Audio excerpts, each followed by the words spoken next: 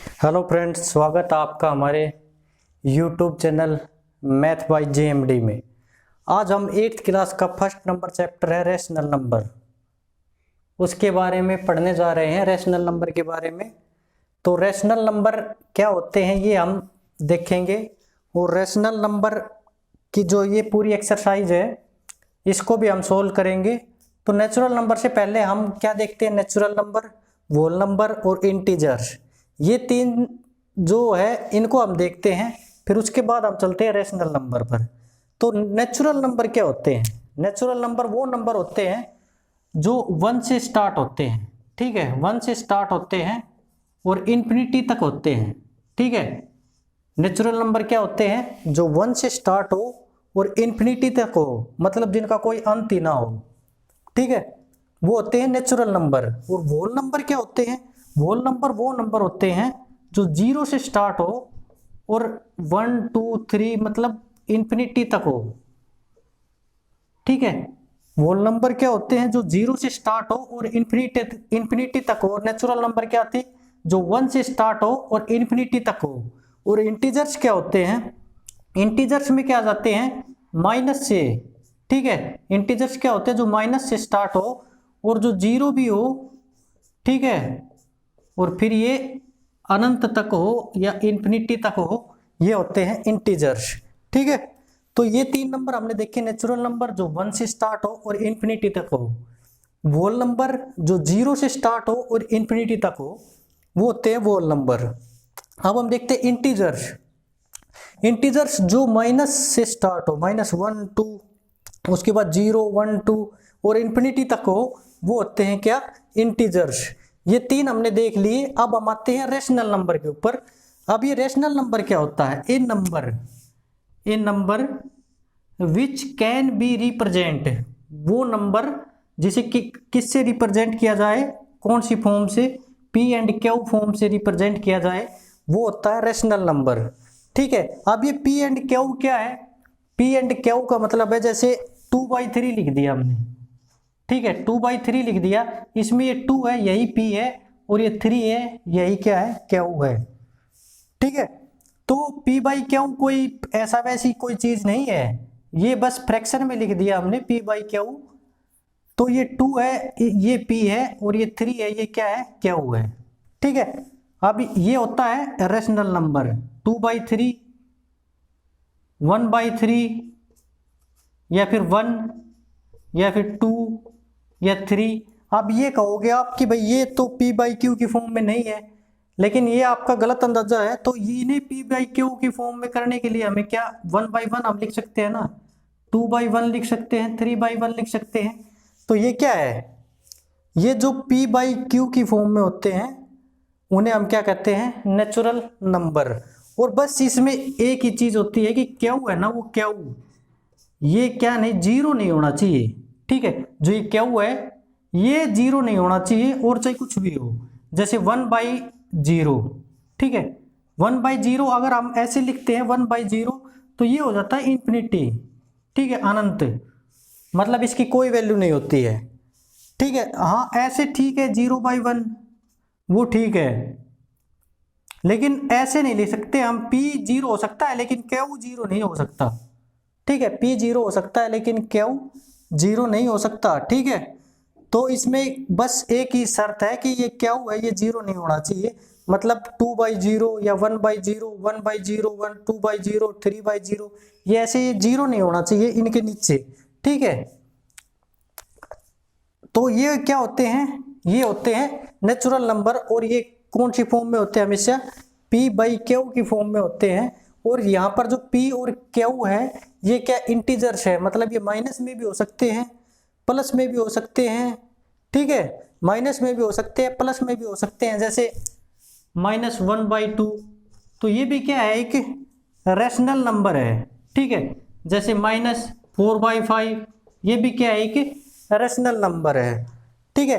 तो ये क्या है? एक इंटीजर्स है, मतलब माइनस में भी और प्लस में भी, किसी में भी हो सकते हैं ये रैशनल नंबर, बशर्ते क्या हो? P/Q की फॉर्म में हो और Q क्या हो? 0 ना हो, ठीक है, वो होते हैं रैशनल नंबर। अब हम देखते हैं इनकी प्रॉपर्टी। जो मतलब हमारी जो एक्सरसाइज है 1.1 उसमें बहुत ज़्यादा काम आएगी। तो प्रॉपर्टी हम देख लेते हैं, प्रॉपर्टी देखते हैं। तो अब हम प्रॉपर्टी के अंदर आते हैं। पहली प्रॉपर्टी है ये क्लोजर प्रॉपर्टी, ठीक है। क्लोजर प्रॉपर्टी क्या होती है, ये प्रॉपर्टी क्या बताती है हमें, अगर हम किसी ऐड में आते हैं हम, अगर हम किसी नेचुरल नंबर में नेचुरल नंबर का ऐड करें तो क्या नेचुरल नंबर ही आएगा, ठीक है। अगर हम किसी नेचुरल नंबर में से नेचुरल नंबर का माइनस करें तो क्या नेचुरल नंबर ही आएगा। अगर हम किसी नेचुरल किसी रेशनल नंबर, अगर हम किसी रेशनल नंबर में से रेशनल नंबर की मल्टीप्लाई करें तो क्या रेशनल नंबर आएगा। अगर हम किसी रेशनल नंबर का किसी रेशनल नंबर से डिवीजन करें तो क्या रेशनल नंबर आएगा। ये क्या होती है, क्लोजर प्रॉपर्टी। तो हम देखते हैं किसी रेशनल नंबर में, मतलब 1/2 ये एक रेशनल नंबर है, ठीक है। इसमें 1/4 ये भी एक रेशनल नंबर है। इसका अगर ऐड करें तो देखते हैं हम क्या रेशनल नंबर ही आता है। तो इसका जो एलसीएम है वो कितना हुआ, 4, ठीक है। 2 2 जा 4 और ये 2 से मल्टीप्लाई, ठीक है। तो ये 2 प्लस में 4 1 जा 4 और ये 1 से मल्टीप्लाई +1, तो ये 3/4। क्या ये एक रेशनल नंबर है। तो आप कहोगे हाँ सर ये रेशनल नंबर है, ये p/q की फॉर्म में है, तो ये एक रेशनल नंबर है। अब हम देखते हैं किसी रेशनल नंबर में से किसी रेशनल नंबर को सब्सट्रैक्ट करने पर क्या कोई रेशनल नंबर मिलता है। अब देखते हैं हम, ऐसे ही देखो 1/2 - 1/4 ये दो कोई रेशनल नंबर है, इनको हम सब्सट्रैक्ट करते हैं, क्या कोई रेशनल नंबर मिलता है। ये देखते हैं हम, इसका भी एलसीएम कितना आया 4, 2 2 जा 4, ठीक है। 2 से मल्टीप्लाई 2 माइनस 4 1 जा 4, 1 से मल्टीप्लाई -1, तो ये क्या आया 1/4। तो क्या ये एक रेशनल नंबर है। हाँ कहोगे सर हाँ ये एक रेशनल नंबर है, क्योंकि ये भी p/q की फॉर्म में है। तो हमने देखा ऐड, किसी भी रेशनल नंबर में रेशनल नंबर का ऐड किया तो रेशनल नंबर मिला हमें। किसी भी रेशनल नंबर में से रेशनल नंबर को सब्सट्रैक्ट किया तो भी हमें क्या मिला, एक रेशनल नंबर। अब हम आते हैं मल्टीप्लाई पे। अब मल्टीप्लाई जैसे ये है 1/2 ये एक रेशनल नंबर है और ये 1/4, तो क्या इन दोनों की मल्टीप्लाई हम करें, ये दोनों रेशनल नंबर है, तो हमें क्या कोई मतलब प्रोडक्ट मिलेगा इसका, वो भी रेशनल नंबर ही होगा। तो हम देखते हैं, तो इनका मल्टीप्लाई करें 1 1 जा 1 और 4 2 जा 8, ठीक है। तो ये क्या है, एक रेशनल नंबर ही है। तो आप कहोगे हाँ सर ये भी रेशनल नंबर है, क्योंकि ये भी p/q की फॉर्म में है, ठीक है। यहाँ आप कोई भी एग्जांपल ले सकते हो, ये तो मैं आपको समझाने के लिए बता रहा हूँ। अब हम डिवीजन में देखते हैं, 1/2 डिविजिबल बाई 1/4, ठीक है। ये 1/2 है। अब इसका रूल तो आपको पता होना चाहिए, हम डिवीजन कैसे करते हैं। तो ये जो ये है चिन्ह है ये बदल जाएगा, ये मल्टीप्लाई हो जाता है, ठीक है। और ये 4 ऊपर चला जाता है, 4/1, तो ये क्या आया 2, ठीक है। वैसे तो ये भी एक रेशनल नंबर है, इसके नीचे 1 है, लेकिन इसमें कहाँ मतलब प्रॉब्लम आती है हमें, जैसे अगर हम 1/0 कर दें और यहाँ हम मतलब डिवीजन करें इसको 1/4 से, तो ये क्या होगा, ये इन्फिनिटी हो जाता है, ठीक है। ये क्या हो जाता है, इन्फिनिटी हो जाता है। इसलिए ये डिवीजन का जो रूल है ना वो क्लोजर प्रॉपर्टी में लागू नहीं होता है, ठीक है। जो डिविजिबल का रूल है वो क्लोजर प्रॉपर्टी में लागू नहीं होता है। इसलिए हम कह सकते हैं रेशनल नंबर आर, यहां मैं लिख देता हूं रेशनल नंबर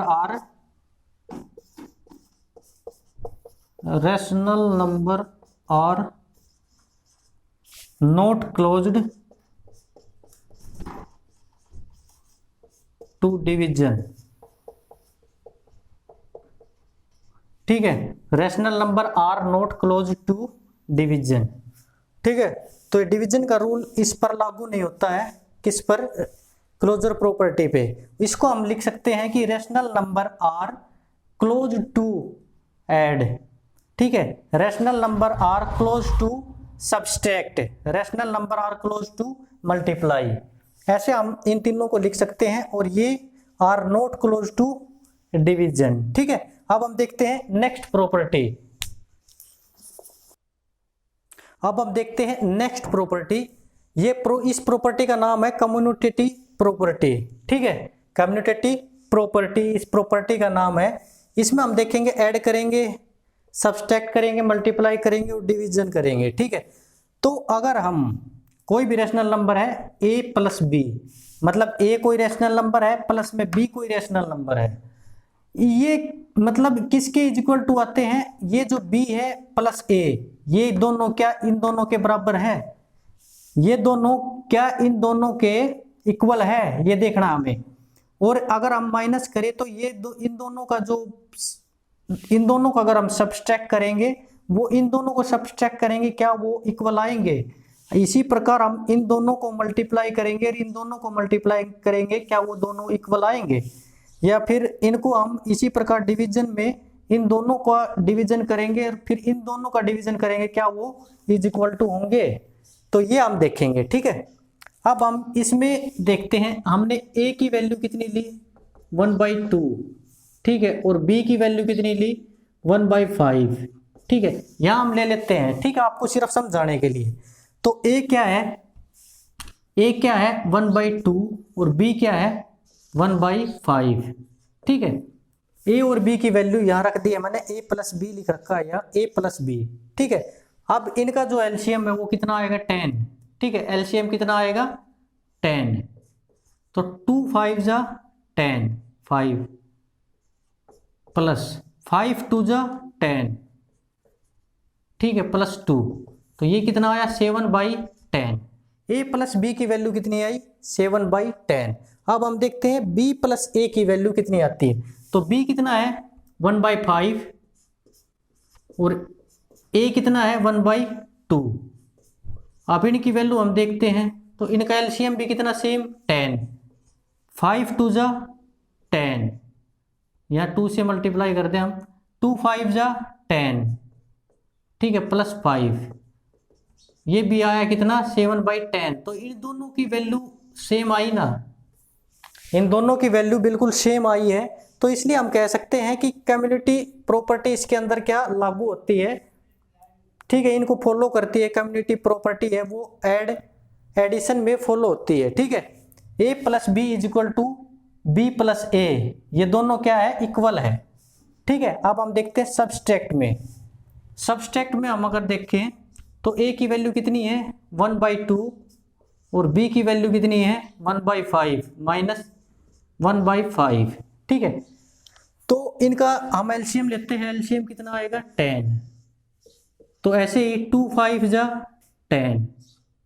ठीक है, माइनस 5 2 जा 10, ये कितना आया 3/10। ये कितना आया 3/10। अब हम देखते हैं b माइनस ए की वैल्यू। b कितना है 1/5 और a कितना है 1/2। तो इनका भी एलसीएम कितना आया 10। तो 5 2 जा 10 और 2 5 जा 10, तो ये कितना आया माइनस का 3/10। देखो या प्लस का 3/10 है या माइनस का 3/10 है। तो क्या ये दोनों इक्वल है? तो ये दोनों कह सकते हैं हम इक्वल नहीं है। ठीक है, तो ये प्रॉपर्टीज के अंदर जो सब्सट्रैक्ट है ये फॉलो नहीं कर सकती है, ये प्रॉपर्टीज को फॉलो नहीं करती है। अब हम आते हैं मल्टीप्लाई में। मल्टीप्लाई में a multiply b is equal to b multiply a है क्या। अब हम देखते हैं 1/2, a की वैल्यू 1/2 और मल्टीप्लाई कर दी इसकी b के साथ 1/5, मतलब कितना आया 1/10। ठीक है, अब हम देखते हैं b मल्टीप्लाई a, क्या ये इसके बराबर है इसके। आप देखते हैं b की वैल्यू कितनी है 1/5 और a की 1/2 और इनकी वैल्यू कितनी आई 1/10। ठीक है, तो ये इक्वल आई ना, मतलब a multiply b is equal to b multiply a, ये दोनों क्या है इक्वल है। तो ये प्रॉपर्टी कम्युनिटी प्रॉपर्टी मल्टीप्लाई में फॉलो होती है। ठीक है, अब हम देखते हैं डिवीजन। डिवीजन में हम देखते हैं a की वैल्यू कितनी है 1/2 और डिवीजन और b की वैल्यू कितनी है 1/5। तो मैंने आपको बताया है डिवीजन करते समय हमेशा जो ये साइन होता है ना, ये चेंज हो जाता है, ठीक है। 1/2 और ये मल्टीप्लाई का साइन, ये 5 ऊपर आ जाएगा तो ये 5/1 हो जाएगा, ठीक है। तो ये कितना होगा 5/2, ठीक है। ये कितना होगा 5/2, मतलब ए डिवीजन बी, ये कितना हुआ 5/2। अब हम बी डिवीजन ए देखते हैं, बी की वैल्यू कितनी है 1/5, और ये डिवीजन कर दो हम कितने से, ए की वैल्यू कितनी है 1/2, ठीक है। ये ऐसे ही ये होगा, ये साइन चेंज हो जाएगा, मल्टीप्लाई हो जाएगा और ये 2 ऊपर आ जाएगा 2/1, तो ये कितना आया 2/5।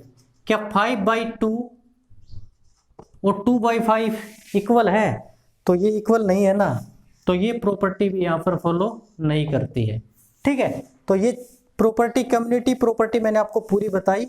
यहाँ पर आपको क्या देखना है कि b प्लस ए ना, a plus B sorry is equal to B plus A है, ऐसे ही सब्सट्रैक्ट देखना है a minus B is equal to B minus A है, ऐसे ही मल्टीप्लाई देखना है a multiply B is equal to B multiply A है, ऐसे ही डिवीजन देखना है a डिवीजन बाई b और ये is equal to b division a है या नहीं, बस ये देखना है, ठीक है। अब हम पढ़ते हैं अगली प्रॉपर्टी की ओर।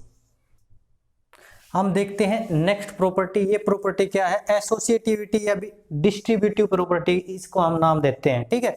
इस प्रॉपर्टी में हमें ऐड, सब्सट्रैक्ट, मल्टीप्लाई और डिवीजन, ये चारों देखना है, ठीक है। अब हम क्या देखेंगे इसमें, ऐड में a प्लस ब्रैकेट में b प्लस सी, ठीक है। ये जो टर्म है ये इस टर्म के बराबर मतलब इक्वल है या नहीं, ये देखना है, ठीक है।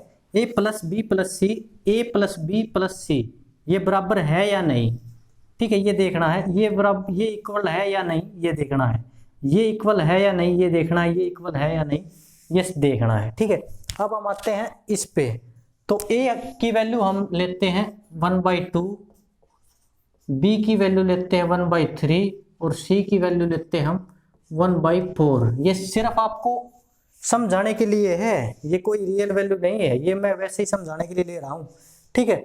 अब हम देखते हैं इस टर्म में आते हैं, पहले ये लेते हैं a की वैल्यू कितनी है 1/2 प्लस, ठीक है। b की वैल्यू कितनी है 1/3 और c की वैल्यू कितनी है 1/4, ठीक है।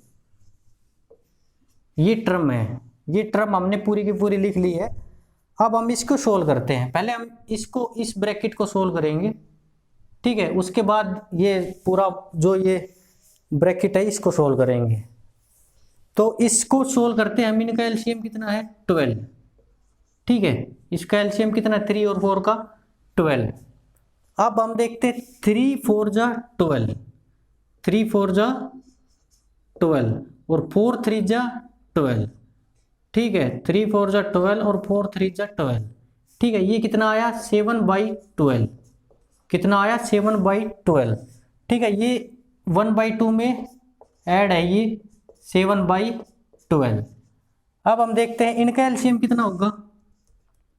इनका एलसीएम निकालने के लिए हम ये करते हैं 2 और 12 का एलसीएम, 2 2 1 जा 2, 2 6 जा 2, 2 1 जा ये 2 3 जा, तो इसका एलसीएम कितना है 2 2 2 जा 4, 4 3 जा 12, ठीक है। इनका एलसीएम कितना है, इनका एलसीएम है 12, ठीक है। इनका एलसीएम कितना 12, 2 6 जा 12, ठीक है। 6 से मल्टीप्लाई, ठीक है, 6 प्लस 12 1 जा 12, तो 1 से मल्टीप्लाई प्लस 1, ये कितना आया 7/12, कितना आया 7/12। किसकी वैल्यू है ये इस टर्म की, a plus bracket b plus c, ठीक है, इसकी वैल्यू है ये 7/12। अब हम इसकी वैल्यू देखेंगे, क्या ये इसकी इक्वल है, ये देखना हमें। तो a की वैल्यू कितनी है, a की वैल्यू कितनी है, इसको मैं मिटा रहा हूं, बस सिर्फ ये लिखता हूं 7/12, ठीक है।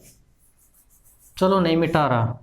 अब हम देखते हैं इसकी वैल्यू, a की वैल्यू कितनी है 1/2, b की वैल्यू कितनी है 1/3, ठीक है, और c की वैल्यू कितनी है 1/4, ठीक है। ये कितनी है 1/4। अब हम इस ब्रैकेट को सोल्व करते हैं। इनका एलसीएम कितना 6, 2 3 जा 6 या 3 3 2 6 या 2, ये कितना आया 5/6, कितना आया 5/6, और ये प्लस में 1/4 पहले ही था। इनका एलसीएम कितना हुआ 6 और 4 का, 6 और 4 का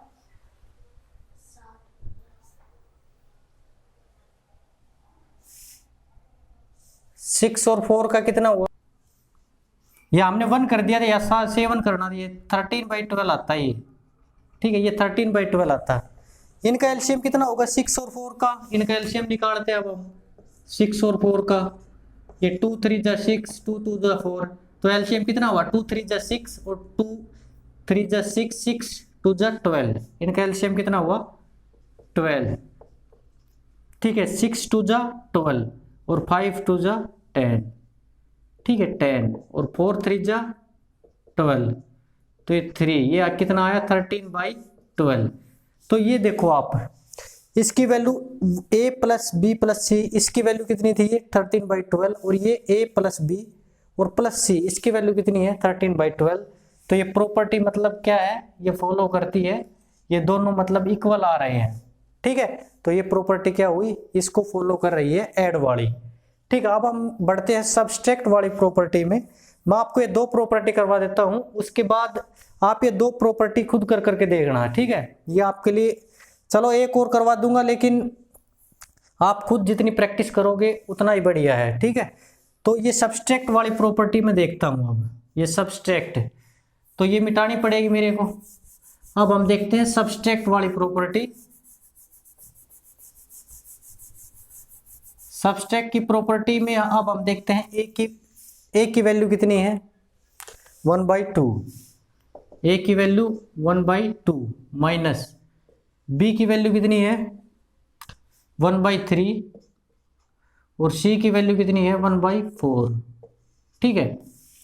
अब यहाँ ये एलसीएम कितना आया, मैंने पहले भी लिया था, ये 12 एलसीएम है, 3 4 जा 12 और 4 3 जा 12, मतलब 1/12, ठीक है।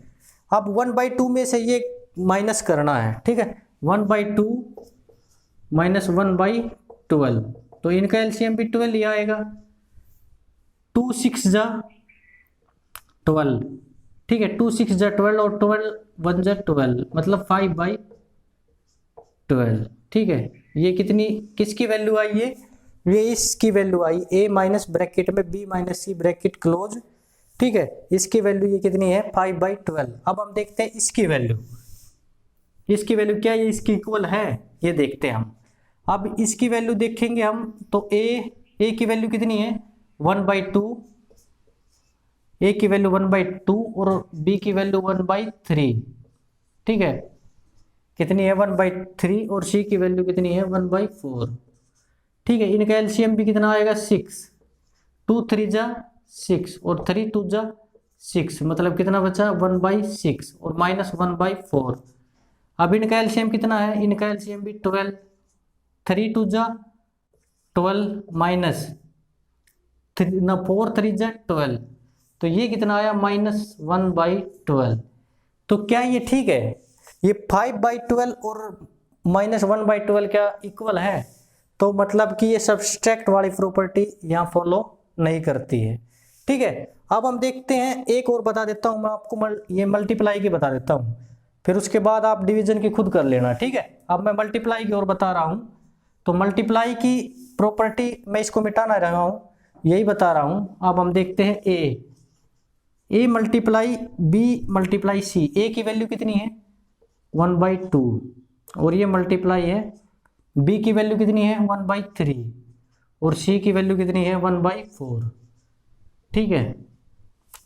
अब इनकी जो मल्टीप्लाई हुई वो कितनी आई 1/12 और इसकी मल्टीप्लाई पहले से ही थी, ये कितनी थी 1/2, तो ये कितना आया 1/24, ठीक है, ये इसकी वैल्यू है, ये इसकी वैल्यू कितनी है 1/24। अब हम देखते हैं इसकी वैल्यू, ठीक है, तो ये कितना है, ए कितना है 1/2 और बी कितना है 1/3, ठीक है, और ये सी कितना है 1/4, ठीक है। ये कितना हुआ 3 2 जा 6, 1/6, और ये 1/4 मतलब 1/24।